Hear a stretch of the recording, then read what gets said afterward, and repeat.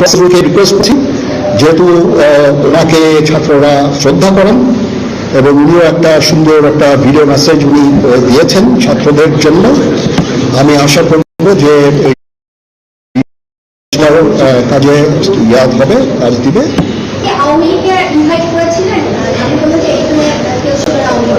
পরিস্থিতি ছিল খুব কম, সময় খুব কম ছিল। আমি যাদেরকে পেয়েছি অনেককেই আমি বলেছি, সবাই বাট প্রধান রাজনৈতিক দলের সমস্ত নেতৃস্থানীয় নেতৃবৃন্দরা এখানে ছিলেন, তাদের সাথে আমি কথা বলেছি এবং ওনারা সবাই আমাদের এই প্রস্তাবে, এই যে আমরা যে আলোচনা করছি, সবাই এটাতে রাজি হয়েছে। এখানে মনিরুল হক সাহেব ছিলেন, এখানে জাভেদ আমির ছিলেন, জুনায়েদ সাকি উনি ছিলেন, তারপরে ডক্টর আসিফ নজরুল ছিলেন। আমরা সবাই মিলে এবং সবাই আমরা এটাতে একমত পোষণ করেছি। এখন ছাত্রদের কাজ হচ্ছে যে শান্ত হওয়া এবং আমাদেরকে সাহায্য করা। আমি তো বলছি এতক্ষণ আমার এই বক্তব্যের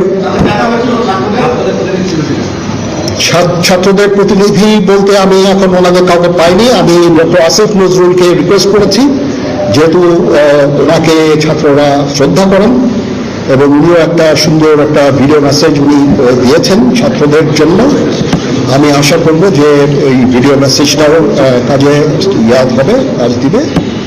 এইভাবে আমরা কাজ করে দেবো।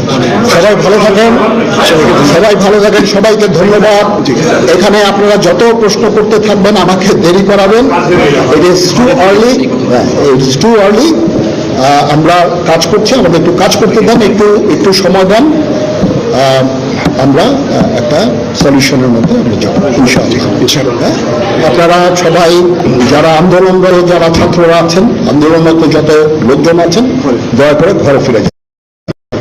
সবাই ভালো থাকেন।